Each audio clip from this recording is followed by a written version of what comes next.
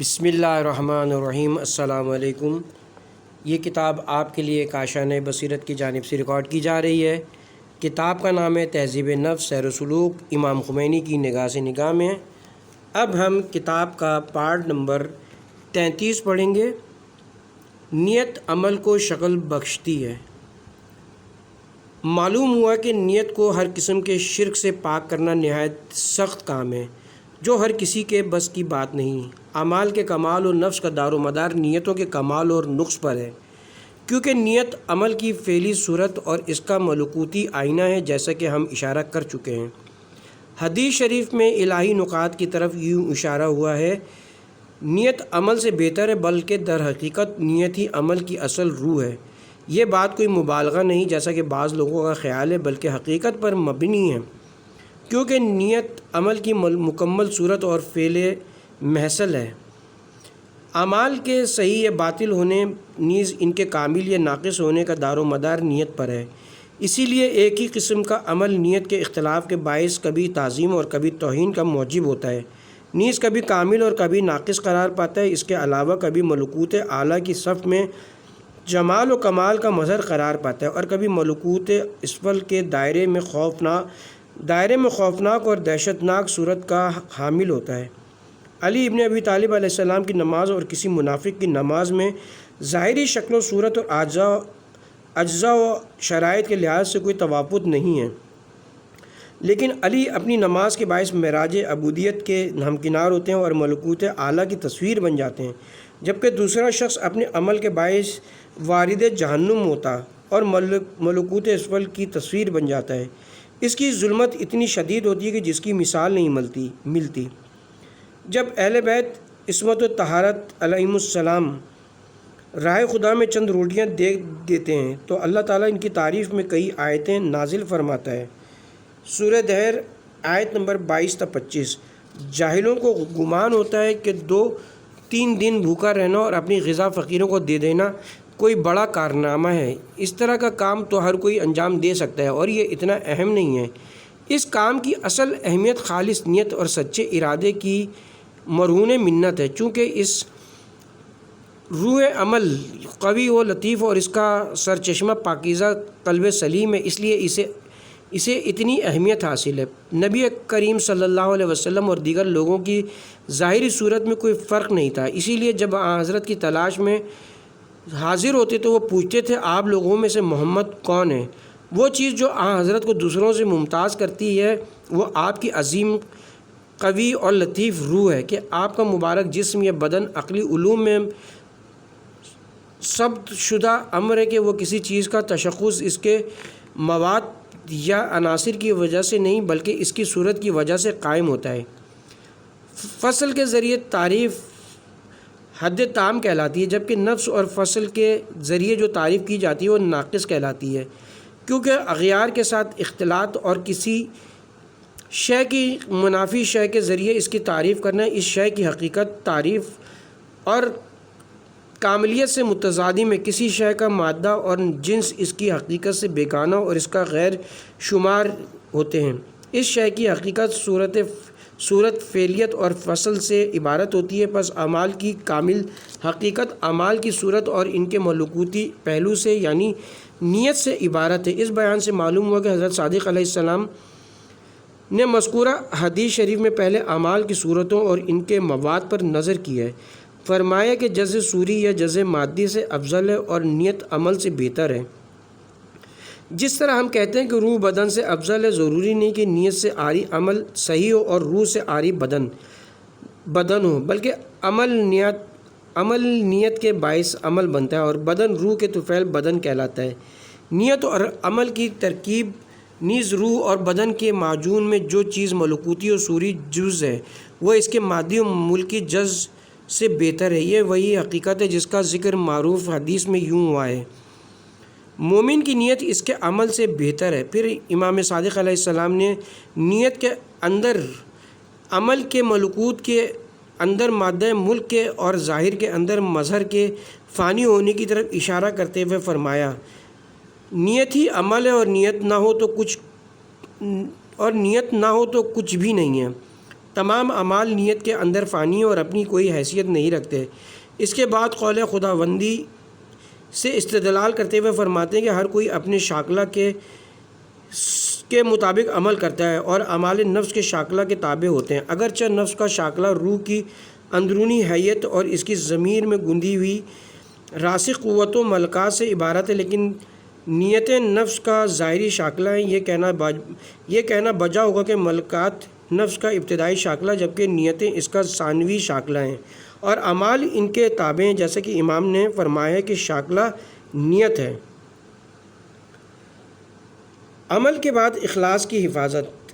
جان لو کہ حدیث شریف میں مذکورہ جملہ عمل کے خالص ہونے تک اس کی حفاظت کرنا خود عمل سے زیادہ سخت ہے۔ اس بات کی ترغیب ہے کہ انسان اپنے اعمال کی رعایت اور حفاظت کرے۔ عمل کے بعد اخلاص کی حفاظت عمل کے دوران بھی اور عمل کے بعد بھی، کیونکہ کبھی انسان عمل کے دوران اسے کسی عیب و نقص کے بغیر انجام دیتا ہے اور اس میں ریا و خودبینی کا شائبہ نہیں ہوتا، لیکن اس کی انجام دہی کے بعد اس کے ذکر کے باعث ریا میں مبتلا ہوتا ہے، جیسا کہ کافی شریف کی حدیث میں مذکور ہے۔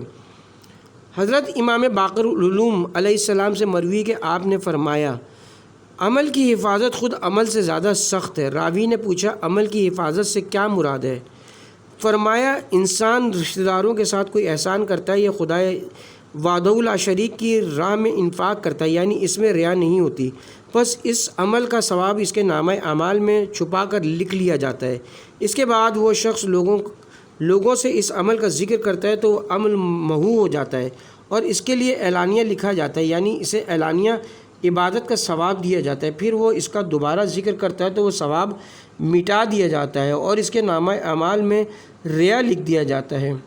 انسان اپنی زندگی کے آخری لمحے تک شیطان اور نفس امارہ سے محفوظ نہیں رہتا، پس وہ اس ظلم میں مبتلا نہ رہے کہ چونکہ اس نے خدا کی رضا کے لیے عمل انجام دیا ہے، اس میں مخلوق کی رضا کو شامل نہیں کیا، اس لیے وہ خبیث نفس کے شر سے محفوظ ہو گیا ہے۔ اگر وہ محتاط ہو کر عمل کی حفاظت نہ کرے تو اس کا نفس اسے عمل کے اظہار پر آمادہ کر سکتا ہے۔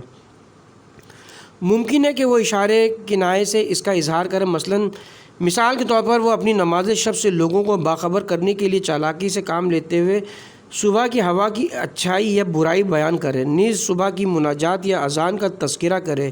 یوں وہ نفس کی خفیہ چالوں کا شکار ہو کر اپنے عمل کو دریا برد درجہ اعتبار سے ساقط کر دے۔ انسان کو چاہیے کہ ایک ہمدرد طبیب اور تیماردار کی طرح اپنا خیال رکھے اور سرکش نفس کی لگام ڈھیل نہ کرے، ورنہ اس کے غافل ہوتے ہی نفس اپنی لگام توڑ کر انسان کو ذلت و ہلاکت کی زمین پر گرا سکتا ہے۔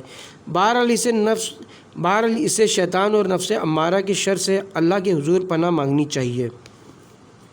انسان کا نفس اسے ہمیشہ بدی کا حکم دیتا ہے مگر یہ کہ میرا پروردگار رحم فرمائے۔ سورہ یوسف آیت نمبر 53۔ مخلص بندے کون ہیں؟ استعاذہ کے اہم آداب میں سے ایک خلوص ہے، جیسا کہ اللہ تعالیٰ شیطان کا قول نقل کرتے ہوئے فرماتا ہے تیری عزت کی قسم میں ان سب کو گمراہ کر دوں گا سوائے تیرے مخلص بندوں کے۔ سورہ صاد آیت نمبر 82 اور 83۔ آیت کریمہ سے ظاہر ہوتا ہے کہ یہ اخلاص عملی اخلاص سے زیادہ اہم ہے، خواہ عمل کا تعلق اعضاء و جوارح سے ہو یا باطنی قوتوں سے، کیونکہ یہاں اس میں مفعول کا صیغہ مخلص استعمال ہوا ہے۔ اگر عملی اخلاص مقصود ہوتا تو اس میں فعال کا صیغہ مخلص لایا جاتا۔ پس اس اخلاص سے مراد یہ ہے کہ انسان کی ذات جملہ غیبی اور ظاہری زاویوں سے پاک اور خالص ہو جائے، جس کے آثار میں سے ایک عملی اخلاص ہے۔ اگرچہ سیر و سلوک کی ابتدا میں عام لوگوں کو یہ لطیف خدائی حقیقت حاصل نہیں ہو سکتی، مگر سخت عملی ریاضتوں، خاص کر قلبی ریاضت کے ذریعے جو ریاضتوں کی اصل جڑ ہے، چنانچہ ایک مشہور حدیث میں اس کی طرف یوں اشارہ ہوتا ہے جو شخص 40 دنوں تک اپنے آپ کو اللہ کے لیے خالص رکھے، یعنی اپنے جسمانی و قلبی اعمال کو حق تعالیٰ کے لیے خالص بنائے، اس کا دل ربانی ہو جائے گا، جس سے صرف حکمت کے چشمے پھوٹیں گے۔ یاد رہے کہ آدم کی خمیر گوندنے میں بھی 40 دن لگے تھے، ارباب معرفت اور اصحاب قلوب کے ہاں ان دونوں کا رابطہ واضح ہے۔ پس ابتدائی امر میں عمل کا اخلاص دل کے خالص ہونے کا موجب بنتا ہے۔ جب دل خالص ہوتا ہے تو جمال و جلال کے انوار جو اللہ نے انسان کی تینت میں شامل کر رکھے ہیں دل کے آئینے میں ظاہر اور جلوہ گر ہوں گے، اور دل کے باطن سے نکل کر بدن کی ظاہری مملکت میں داخل ہو جائیں گے۔ خلاصہ یہ کہ جو خلوص شیطانی تسلط سے نجات کا ضامن ہے وہ اس بات سے عبارت ہے کہ انسان کی روح اور اس کے دل کا باطن اللہ کے لیے خالص ہو جائے۔ امیر المومنین علیہ السلام نے مناجات شعبانیہ میں خلوص کے اس مقام کی طرف یوں اشارہ فرمایا ہے: اے پروردگار، مجھے توفیق دے کہ میں سب سے کٹ کر مکمل طور پر تیرا ہو جاؤں۔ جب دل اخلاص کے اس مقام پر فائز ہو جائے اور ما سوائے اللہ سے مکمل طور پر کٹ جائے اور اس کی وجود کی مملکت میں حق تعالیٰ کے علاوہ کوئی داخل نہ ہو سکے، تو شیطان جو ناحق راستوں سے انسان تک رسائی حاصل کرتا ہے اس پر تسلط حاصل نہیں کر سکے گا اور حق تعالیٰ اسے اپنی حفاظت میں لے لے گا۔ یوں وہ اللہ کے مستحکم قلعے میں داخل ہوگا۔ اصول اخلاص کا طریقہ: خود پرستی کی نفی ضروری ہے۔ شیطان کے تصرف سے نجات اخلاص کا پیش خیمہ ہے۔ یہ نجات صحیح معنوں میں اس وقت حاصل ہوگی جب سالک اپنے سیر و سلوک میں خدا کو مد نظر رکھے، نیز خود غرضی اور خود پرستی جو تمام خرابیوں کا سر چشمہ اور تمام باطنی بیماریوں کی جڑ ہے کو پیروں سے تلے کچل دے۔ انسان کامل اور اس کے بعد اللہ کے خالص ترین اولیاء اللہ کے علاوہ دیگر لوگوں کے لیے اس مقام تک مکمل رسائی حاصل کرنا ممکن نہیں، لیکن سالک کو اللہ کے باطنی کرم نوازیوں سے مایوس نہیں ہونا چاہیے، کیونکہ رحمت الہی سے مایوسی ہر قسم کی سستی اور بے عملی کا سرچشمہ اور عظیم ترین گناہوں میں سے ایک ہے۔ جو چیز تمام لوگوں کے لیے بھی ممکن ہے وہ ارباب معرفت کی آنکھوں کی ٹھنڈک ہے۔ پس سالک رائے آخرت پر ضروری ہے کہ ہر ممکنہ کوشش کے ذریعے اپنے عقائد و اعمال کو شیطان اور نفس امارہ کے تصرف سے آزاد کرے، نیز اپنی حرکات و سکنات اور اپنے طلب و مطلوب کے بارے میں نہایت باریک بینی اور احتیاط کے ساتھ غور و خوض سے اور تحقیق کرتے ہوئے منزل مقصود نیز باطنی تحریکات اور روحانی بالیدگی کے اسباب اور عوامل کے بارے میں آگاہی حاصل کرے۔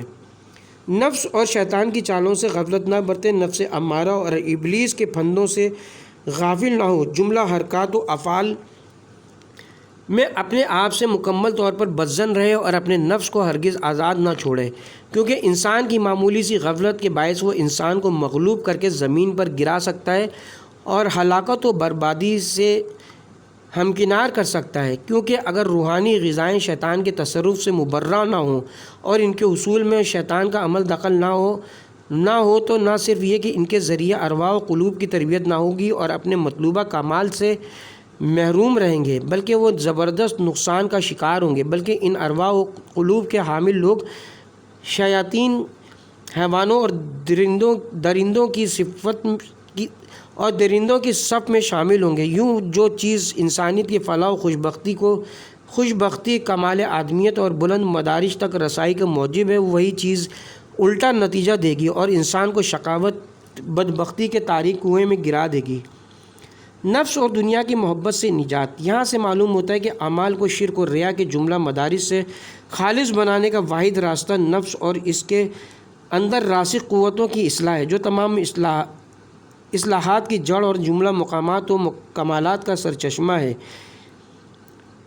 اسی لیے اگر انسان علمی اور عملی ریاضتوں کے ذریعے دنیا کی محبت کو دل سے نکال دے تو وہ دنیا کی اپنی منزل مقصود نہیں سمجھے گا اور اس کے اعمال شرک عم سے، یعنی دنیا والوں کی توجہ حاصل کرنے اور ان کے نزدیک مقام و حیثیت حاصل کرنے کے جذبے سے خالص اور پاک ہو جائیں گے، اور پھر ان کی خلوت و جلوت اور ظاہر و باطن میں کوئی توافت نہیں رہے گا۔ اگر وہ نفسانی ریاضتوں کے ذریعے نفس کی محبت کو دل سے نکال دے تو اس کا دل خود غرضی و خود پرستی سے جس قدر پاک ہوگا اسی حساب سے خدا کا طالب بن جائے گا، اور اس کے اعمال شرک خفی سے بھی پاک ہو جائیں گے۔ جب تک دل میں نفس کی محبت موجود ہو اور انسان نفس کے تاریک گھر میں محبوس رہے، وہ راہ خدا کا مسافر محسوب نہیں ہوگا بلکہ زمین کا قیدی رہے گا۔ اللہ کی طرف اس سفر کی پہلی شرط نفس کی محبت سے دستبرداری اور اپنی انانیت کو پیروں تلے کچلنا ہے۔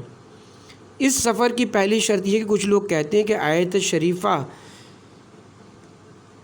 سورہ نساء آیت نمبر 100، جو شخص نفس کے زندان سے نکل کر خدا کی طرف روحانی ہجرت کرے پھر مکمل فنا سے ہمکنار ہو جائے تو اس کا اجر خدا کے ذمے ہوگا۔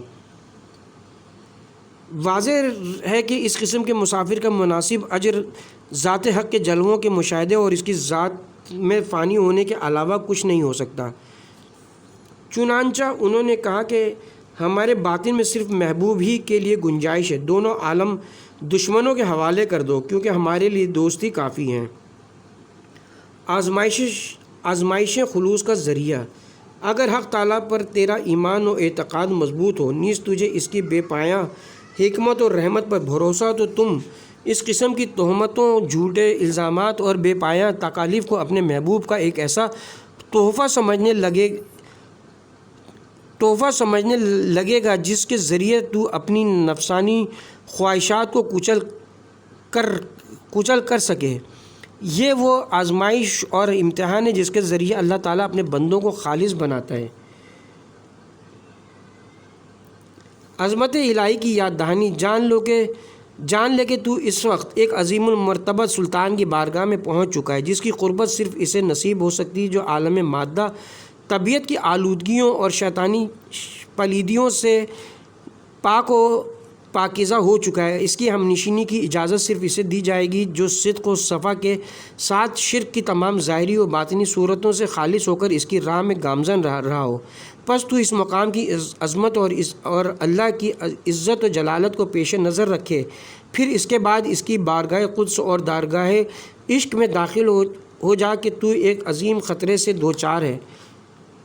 یہ شہادت ہے کہ الفت میں قدم رکھنا ہے، تو اس کی بارگاہ میں حاضر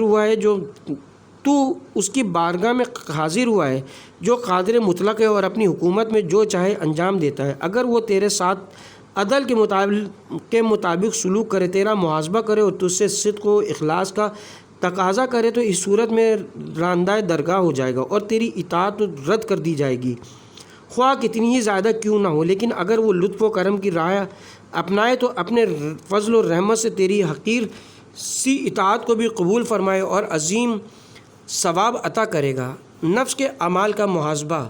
اگر ہمارے اندر تھوڑا سا اخلاص بھی پیدا ہو تو ہمیں چاہیے کہ اپنا تعارف پیش کرتے وقت لوگوں کی ہدایت کو اپنا مطمئن نظر قرار دیں۔ البتہ ہمیں اپنی تعریف نہیں کرنی چاہیے اور یہ ہماری ذمہ داری نہیں ہے۔ اگر آپ اپنی خاطر ایسا کر رہے ہوں تو جان لیں کہ یہاں شیطان کا عمل دخل ہے۔ اگر ہم یا آپ صدر جمہوریہ کی مخالفت کر رہے ہیں تو جان لیں کہ یہ کام خدا کے لیے نہیں ہے بلکہ ابلیس کی کارآستانی ہے۔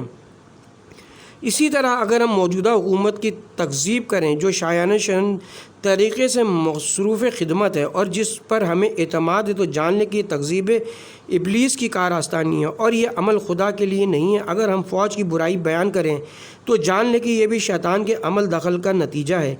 اگر ہم سپاہ پاسداران کی بدگوئی کریں تو جان لیں کہ اس میں شیطان کا عمل دخل ہے، خدا کا نہیں۔ عام طور پر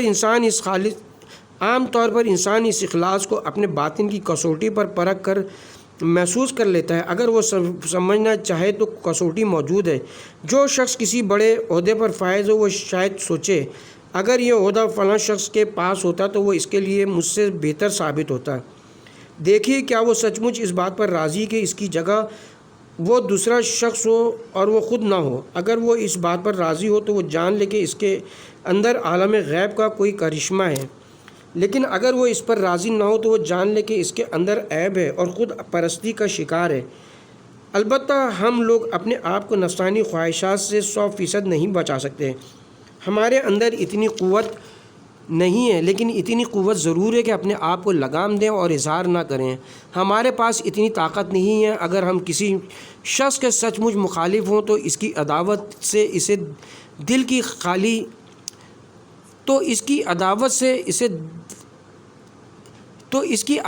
اے دل کو خالی رکھیں، لیکن اتنی طاقت ضرور ہے کہ عملی طور پر ان کاموں عداوت وغیرہ کا اظہار نہ کریں۔ کیا ہم اخلاص کے ساتھ لوگوں کی خدمت کرتے ہیں؟ آپ اپنے پر توجہ کیجئے اور دیکھیے کہ کیا آپ صرف اخلاص اور رضائے الہی کی خاطر خدمت کر رہے ہیں؟ کیا آپ احکام الہی پر عمل کی خاطر خدمت کر رہے ہیں؟ کیا آپ اسلامی جمہوریہ کی خاطر مصروف خدمت ہیں؟ یا ایسا نہیں بلکہ آپ کے اصل مقاصد اور ہیں، جب کہ یہ خدمتیں صرف بہانہ ہیں؟ اپنے آپ کو اس کسوٹی پر پرکھیں۔ اگر آپ دیکھیں کہ ذاتی اغراض کا تانتا بندھا ہوا ہے تو آپ خود غرض ہیں۔ یہ سوچیے کہ مجھے کیا ہونا چاہیے اور اسے کیا ہونا چاہیے۔ حیوانی اغراض کا حصہ ہے۔ اگر خدا نخواستہ آپ یہ دیکھیں کہ آپ خود غرضی کا شکار ہیں تو اپنے آپ کو اس مہلک گرداب سے نجات دیجیے۔ کہیں ایسا نہ ہو کہ انسان پوری زندگی طاغوت کی خدمت میں گزار دے لیکن اسے اس کا احساس بھی نہ ہو۔ اپنے اعمال میں غور۔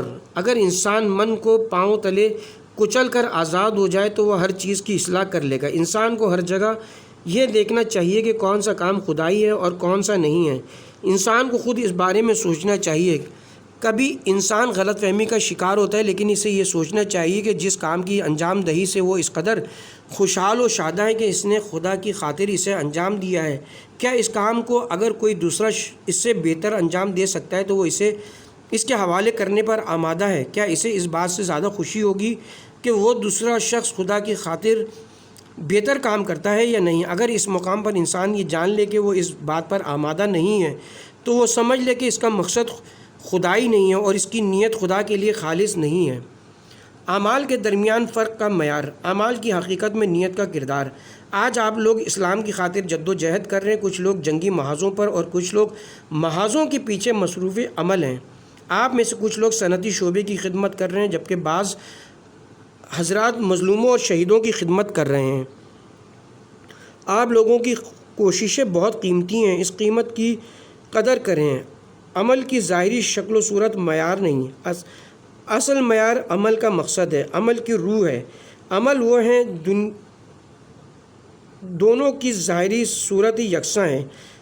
امیر المومنین علیہ السلام کے ہاتھ میں جو تلوار ہے وہ عمر بن عبدود کو مار دیتی ہے۔ اس عمل اور اس شخص کے عمل کی ظاہری صورت یکساں ہیں جو اپنی تلوار سے کسی اور کو قتل کرتا ہے۔ دونوں تلواریں ایک جیسی ہیں جو کسی کے ہاتھوں کسی کا قتل کر رہی ہیں، لیکن ان دونوں میں سے ایک تلوار کی ضربت اپنے علم کی بدولت ثقلین کی عبادت سے بہتر قرار پاتی ہے۔ یہ عظیم منزلت روح عمل کی وجہ سے نہ صورت عمل کی وجہ سے۔ یہ عظیم منزلت روح عمل کی وجہ سے نہ صورت عمل کی وجہ سے۔ اس عمل کے پیچھے کارفرما مقصد اور نیت کی بدولت یہ عمل اتنا عظیم ہو جاتا ہے کہ یعنی یہ عمل جنوں اور انسانوں کی عبادت سے افضل ہو جاتا ہے۔ عمل کی روح یعنی مقصد کے طفیل اہل بیت علیہ السلام کی طرف سے فقیر، مسکین اور اسیر کو دی جانے والی چند روٹیوں کے بارے میں قرآن کی متعدد آیات اترتی ہیں۔ اصل معیار خدائی اہداف ہے۔ جب ہدف اور مقصد خدائی ہوتے ہیں اس کا اجر خدا خود دیتا ہے۔ خدائی اعمال اور شیطانی اعمال میں فرق کا معیار۔ اعمال کی ظاہری صورت ہمیشہ یکساں ہوتی ہے۔ ایک فاسق اور فاجر کافر انسان، ایک خدا پرست مومن اور ایک ولی خدا کے اعمال کی ظاہری صورت یکساں ہوتی ہے۔ ابن ملجم کی تلوار اللہ کے بہترین بندے کو شہید کرتی ہے جبکہ بہترین انسان علی کی تلوار اللہ کے بدترین دشمن ابن ملجم کو ختم کر دیتی ہے۔ دونوں تلواروں کی ظاہری صورت یکساں ہے۔ تلوار ہے قوت عمل ہے، اس کا قتل ہے یا اس کو شہید کرنا، لیکن جو چیز ان دونوں اعمال کو بلکہ تمام انسانوں کے اعمال کو ایک دوسرے سے جدا کرتی ہے وہ اعمال کے مقصد و اہداف ہیں۔ یہ تلوار کیوں نکالی گئی اور کیوں ماری گئی؟ یہ آواز کیوں بلند ہوئی اور کیوں ختم ہوئی؟ اگر تلوار اللہ کی خاطر بلند ہو اور خدا کی خاطر نیچے آئے تو اس کا مقصد خدائی اور قیمتی ہے، لیکن اگر یہ کام شیطان کے لیے ہو تو یہ ابلیسی ہے جس کی کوئی قیمت نہیں۔ لوگوں کے تمام اعمال کا یہی حال ہے، خواہ وہ انسان کے انفرادی یا اجتماعی اعمال ہوں، سیاسی یا انقلابی۔ اللہ کی خاطر اور دنیا کی خاطر قیام میں فرق۔ آپ اللہ کی خاطر اور حق کو برپا کرنے کے لیے قیام کریں۔ یہ ضروری نہیں کہ لوگ پہلے جمع ہوں اور اس کے بعد اجتماعی قیام کریں، بلکہ یہ ہر انسان کی انفرادی ذمہ داری بھی ہے۔ قیام انفرادی بھی ہو سکتا ہے اور دو کی صورت میں بھی جمع کی کمترین صورت یہی ہے۔ الفاظ دیگر جس طرح انفرادی قیام لازم ہے اسی طرح اجتماعی قیام بھی لازم ہے۔ جس کی کمتر صورت دو افراد کا مجموعی قیام ہے۔ کم از کم دو سے اجتماعی قیام کی ابتدا ہوتی ہے، زیادہ کی کوئی حد معین نہیں ہے۔ اصل چیز یہ کہ انسان کو یہ معلوم ہو کہ اس کا قیام للہ ہے، خدا کی خاطر ہے۔ اگر ہمارا قیام للہ یعنی خدا کی خاطر ہو تو پھر ہمیں اپنی تنہائی یا تعداد کی کمی کا کوئی ڈر نہیں رہے گا۔ جس قیام کا مقصد خدا ہو وہ ہرگز خسارے سے دوچار نہیں ہوتا، اس میں کوئی نقصان نہیں ہوتا۔ جس قیام کا مقصد دنیا ہو اس کے دو زاویے ہوتے ہیں، ایک زاویہ نقصان پر مبنی ہوتا ہے جبکہ دوسرا فائدے پر۔ انسان تجارت کرتا ہے یا دیگر ذرائع سے کماتا ہے، ان میں سے ایک لحاظ سے فائدہ اور دوسرے زاویے سے نقصان ہوتا ہے۔ کاروبار میں انسان کبھی نقصان اٹھاتا ہے اور کبھی فائدہ حاصل کرتا ہے۔ ہر وہ کام جسے انسان خدا کے لیے نہیں بلکہ دنیاوی مقاصد کے لیے انجام دیتا ہے، ان میں 100% فائدہ نہیں ہوتا بلکہ اس میں کبھی مادی فائدہ ہوتا ہے اور کبھی مادی نقصان۔ شہادت کی اہمیت۔ ہمیں اس بات پر توجہ دینی چاہیے کہ ہم ماضی میں تلخ و شیریں تجربوں سے گزرے ہیں، لیکن ہماری تلخیوں کی وجہ ہماری معرفت کی کمی ہے۔ آپ ملاحظہ کیجئے کہ حضرت سید الشہداء علیہ السلام اپنے زمانے کے بہترین انسان تھے، لیکن آپ بنی ہاشم کے بہترین جوانوں اور بہترین اصحاب کے ہمراہ شہید ہوئے اور دنیا سے کوچ فرما گئے۔ اس کے باوجود دربار یزید میں حضرت زینب سلام اللہ علیہا قسم کھا کر فرماتی ہیں، ہم نے خیر و خوبی کے علاوہ کچھ نہیں دیکھا۔ ایک انسان کامل کی رحلت یہ شہادت اولیاء الہی کی نظر میں حسن و خوبی سے عبارت ہوتی ہے۔ اس کی وجہ جنگ میں مارا جانا نہیں بلکہ یہ کہ جنگ خدا کے لیے تھی اور قیام اللہ کی خاطر تھا۔ ہمارے یہ عزیز مہمان اپنے ملکوں میں جا کر لوگوں کو یہ پیغام دیں کہ ایران کے جوان ایک عظیم مقصد کی خاطر جنگی محاذوں پر جاتے اور شہادت کا نذرانہ پیش کرتے ہیں، نیز وہ شہادت کو فوز عظیم کامیابی سمجھتے ہیں۔ شہادت کو فوز عظیم سمجھنے کی وجہ صرف قتل ہو جانا نہیں، کیونکہ قتل تو ہمارے دشمن بھی ہو جاتے ہیں۔ شہادت کو عظیم کامیابی سمجھنا اس وقت درست ہے جب شہادت کا مقصد اسلام ہو۔ اگر مقصد اسلام ہو تو دکھ نہیں بلکہ لذت محسوس ہوتی ہے، چونکہ ہمارا ایمان کمزور ہے اور ہم ایمان کے مطلوبہ مقام تک نہیں پہنچے، اس لیے ہمیں تلخی محسوس ہوتی ہے۔ اس میں کوئی شک نہیں کہ ہم روحانی اور نفسانی اور نفسیاتی کرب سے دوچار ہوئے ہیں۔ ہمارے عظیم لوگ پلید دشمنوں کے ہاتھوں شہید ہوئے ہیں اور اب ان کی بچے، گھرانے اور خاندان کے لوگ قتل ہو رہے ہیں۔ یہ امر ہمارے لیے بہت تلخ اور ناگوار ہے، لیکن جب مقصد کو دیکھتے ہیں اور ان کاموں کے اہداف پر نظر ڈالتے ہیں تب نیز جب ہمیں یہ معلوم ہوتا ہے کہ انبیاء کے مقاصد نیز ان کاموں اور اسلام کی خاطر انجام پانے والے کاموں کی کیفیت کیا تھی تو ہم سکھ کی سانس لیتے ہیں، یعنی ہمارا خوف زائل ہو جاتا ہے، تلخیاں لذت میں بدل جاتی ہیں اور ناگواری خوشگواری میں تبدیل ہو جاتی ہے۔ ہم اس مقصد کی طرف جس قدر آگے بڑھیں نیز اس باطنی جذبے کو اپنے اندر جس قدر پروان چڑھائیں اور مجاہدت اور ریاضت سے کام لیں، اسی حساب سے ہمیں دنیا کی تلخیوں اور ناگواریوں کا احساس کم ہوگا۔ مگر اس کام سے جو اسلام کے منافی ہیں ہمیں کوفت ہونی چاہیے جو اسلام کے برخلاف ہو، اور اس کام سے لطف اندوز ہونا چاہیے جو اسلام کی خاطر انجام پائے۔ مقصد اور ہدف انسان کے اعمال کا معیار۔ جو چیز بشر کے لیے انسانی روحانی اور دینی زاویے سے اہمیت کی حامل ہے وہ اس جذبے کی حفاظت ہے کہ آدمی اپنے کاموں کو صرف خدا کی خاطر انجام دے۔ آپ خدا کی خاطر لوگوں کے بچوں کی تربیت کریں، خدا کی خاطر جوانوں کی تربیت کا اہتمام کریں، خدا کی خاطر ملت کی تربیت کریں اور خدا کی خاطر حکومت کریں۔ آپ انبیاء کے نہج پر حکومت کریں۔ حضرت موسیٰ علیہ السلام بھی حاکم تھے، پیغمبر بھی حاکم تھے اور علی بھی حکمران تھے۔ دوسری طرف سے برے لوگ بھی حکمران ہیں۔ صورت سب کی یکساں ہے سوائے بعض جہات کے۔ لوگوں کی ظاہری صورت ایک جیسی ہے، سب ایک جیسے ہیں، یکساں ہیں۔ اگر کبھی کسی زاویے سے اختلاف رکھتے ہو تو جسمانی اور حیوانی زاویے سے ہوگا۔ جو چیز انسانوں کو ایک دوسرے سے جدائی کرتی ہے اور ان کی روحانی حالت اصل اہمیت اس خدائی جذبے اور مقصد کی ہے تاکہ ہر چیز کی برگزشت اللہ کی طرف ہو۔ اللہ نے انبیاء کو اس لیے نہیں بھیجا کہ وہ حکومت کریں، اصل مقصد یہ نہیں تھا کہ انبیاء حکومت قائم کریں، مقصد اعلیٰ یہ نہیں تھا کہ وہ معاشرتی عدل قائم کریں، اصل مقصد یہ امور نہیں ہے۔ البتہ یہ مقاصد اچھے ہیں، ان میں سے بعض اچھے مقاصد ہیں۔ عدل قائم کرنا اچھا مقصد ہے، اللہ تعالیٰ کی خاطر عدل الہی کا اجرا اچھا مقصد ہے، لیکن اگر آپ عدل الہی کا نفاذ اس لیے کرنا چاہیں تاکہ آپ مشہور ہوں اور لوگ آپ کی تعریف کریں تو یہ خود آپ کے حق میں برا ہے۔ اگرچہ لوگوں کے حق میں سچ مچ اچھا ہے، کچھ چیزیں لوگوں کے لیے اچھی ہیں، یونیورسٹیوں کے لیے بھی اچھی ہیں، کچھ چیزیں آپ کے حق میں اچھی ہیں جبکہ بعض چیزیں دونوں کے حق میں اچھی ہیں۔ اگر آپ کامیاب بھی ہوں تو کوشش کریں کہ آپ کا مقصد خدائی ہو، آپ کا مقصد یہ نہ ہو کہ اپنی ذات کے لیے کام کریں، کوشش کریں کہ خدا کے لیے کام کریں، آپ کا مقصد ملت بھی نہ ہو بلکہ خدا ہو۔ اگر آپ کا مقصد خدا ہو تو آپ اپنے کاموں میں اس جہد سے کامیاب محسوب ہوں گے آپ اپنے کام میں اصولی طور پر کامیاب ہیں، لیکن اگر خدا نخواستہ مشکلات و موانع پیش آئیں اور آپ کو ظاہری کامیابی حاصل نہ ہو تو آپ معذور حساب ہوں گے اور اللہ آپ کے عمل کو شرف قبولیت بخشے گا۔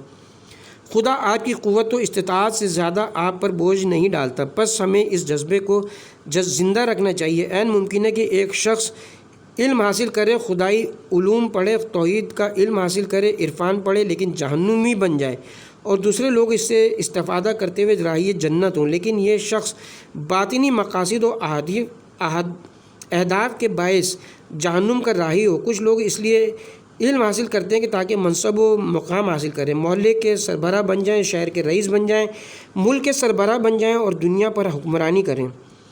کچھ لوگ ذاتی شہوت کے لیے علم حاصل کرتے ہیں تاکہ کسی علاقے، گاؤں یا شہر میں معروف ہو جائیں۔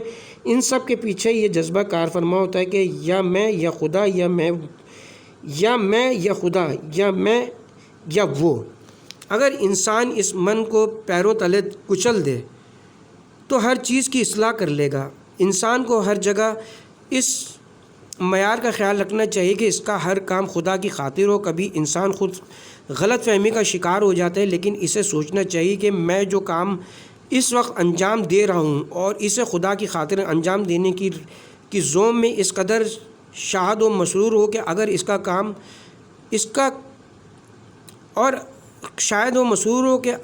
کام کو کوئی اور مجھ سے بہتر انجام دے تو میں اس کام کو اس شخص کے حوالے کرنے پر تیار ہوں۔ کیا مجھے اس بات سے زیادہ خوشی ہوگی کہ وہ شخص مجھ سے بہتر خدا کے لیے کام کرتا ہے یا نہیں؟ یہاں اگر انسان یہ محسوس کرے کہ نہیں، وہ اس بات پر تیار نہیں، تو وہ جان لے کہ اس کا مقصد خدا ہی نہیں ہے، اس کی نیت خالص نہیں اور وہ اخلاص سے عاری ہے۔ جو چیز ہمیں فائدہ دیتی ہے وہ اخلاص ہے، کہ ہم خدا کی خاطر کام کریں، حالانکہ خدا کو کسی چیز کی ضرورت نہیں، اسے ہمارے اخلاص کی بھی ضرورت نہیں۔ البتہ خدا کو اخلاص پسند ہے۔ خدا کی پسند دوسروں کی پسند سے مختلف ہے۔ اللہ نے انبیاء بھیجے تاکہ وہ لوگوں کی تربیت کریں اور انہیں نجات دلائیں۔ لوگوں کی نجات اس بات پر موقوف ہے کہ وہ انبیاء کی پیروی کریں اور اپنے مقاصد کو انبیاء کے مقاصد کا تابع بنائیں۔ اگر ہم اتنی استطاعت نہیں رکھتے تو جتنا ممکن ہے وہ کریں۔ ہمارے لیے یہ ممکن ہے کہ ہم اپنے اندر وہ جذبہ پیدا کریں جو حضرت امیر المومنین کے اندر موجود تھا۔ یقیناً یہ ہمارے بس سے باہر ہے، لیکن ہم اس بات پر قادر ہیں کہ اپنے مقصد اور جذبوں کو امیر المومنین علیہ السلام کے جذبے سے ہم آہنگ کریں اور اس سمت چل پڑیں۔